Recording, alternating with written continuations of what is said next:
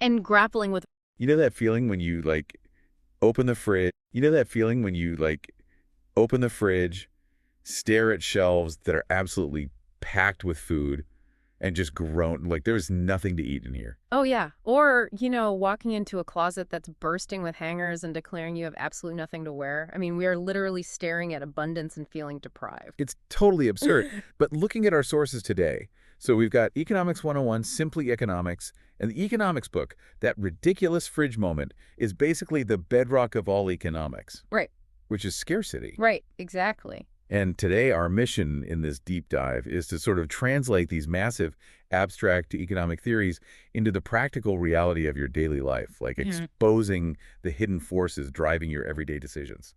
Yeah, and I think the best place to start is with the hidden price tag attached to every single thing you do. Because, your time and your money are finite, so choosing one path means actively closing the door on another. Right, so economists call this opportunity cost. I kind of think of it as, well, a mathematically quantifiable version of FOMO. This is a great way to put it, actually. Yeah, because it isn't just a feeling of missing out. You are literally paying for a choice with the value of your next best alternative. Exactly. And the sources offer a really great real-world scenario to visualize this. Yeah, So imagine it's a beautiful Friday, and you decide to just skip work for a spontaneous trip to Cozumel.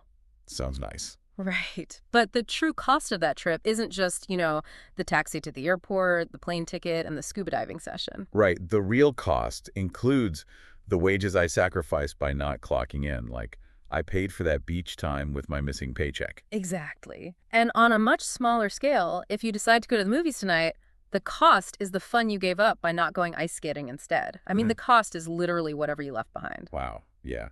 So opportunity cost dictates whether we choose the movie or the ice skating. But once we are actually sitting in the theater, how do we decide, say, how much candy to buy? Because that requires a completely different economic formula. It does, yeah. That brings us to diminishing marginal utility. Diminishing marginal utility. Oh, right. The idea here is that your satisfaction doesn't stay flat the more you consume. The first unit of something is usually amazing. Okay, like what? Well, think of a single drop of perfume, or just eating one peppermint. It does the job perfectly, right? Oh, sure. But pouring a whole bottle of perfume on yourself or eating 50 mints becomes, well, actively unpleasant. Exactly. The happy points, or utility, drop with each additional unit you consume, which explains why you might only buy a third donut if the bakery offers it for half price. That makes sense. Yeah, the first donut was worth full price, but by donut number 3, the value you assign to it has dropped so much that the price tag actually has to be lowered to match your dwindling interest. You know, I hear these logical formulas, but it really makes me wonder if ordinary people actually act like Homo economicus. Right, the perfect rational consumer. Yeah, like sober, rational calculating machines tallying up utility points before buying a snack. It just feels a bit too perfect, you know? Yeah. Well, you're spot on. Behavioral economics proves we're far from perfect calculators. I mean, human psychology constantly overrides rational math. I knew it. Yeah. A prime example from the sources is prospect theory.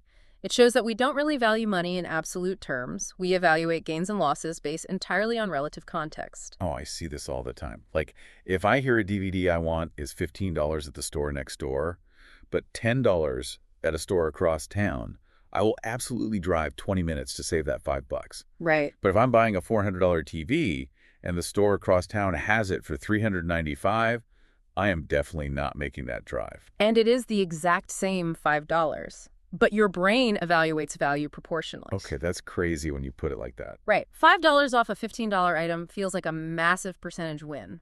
But $5 off 400 feels like a drop in the bucket. We just think in proportions, not absolute numbers. That contextual blindness also explains the South African bank experiment mentioned in the sources, doesn't it? Oh, definitely. Yeah, so the bank wanted to sell more loans, so they tested sending out mailers with varying interest rates. But the crazy detail that boosted demand just as much as dropping the interest rate by 5 full points was simply including a photograph of a friendly female employee on the mailer. Yeah, a human face builds this implicit emotional trust that completely short-circuits our numerical logic. We feel comforted by the smile, so we just ignore the terrible interest rate. But wait, I have to push back on this, though.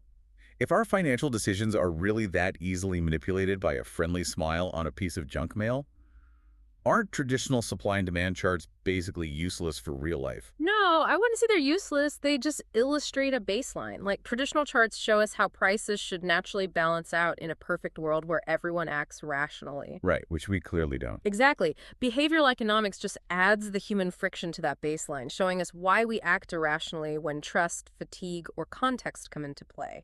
Okay, so what this means for you listening is that you can now walk through your day seeing the hidden matrix of your choices. Like, costs aren't just literal price tags. No, not at all. They are psychological traps, hidden trade-offs, and friendly photos masking 5-point interest hikes. So when you look in that full fridge next time, remember you're not just choosing what to eat, you're navigating scarcity. And grappling with a really heavy dose of your own irrationality. Yes. Which brings up a final provocative thought for you to explore on your own.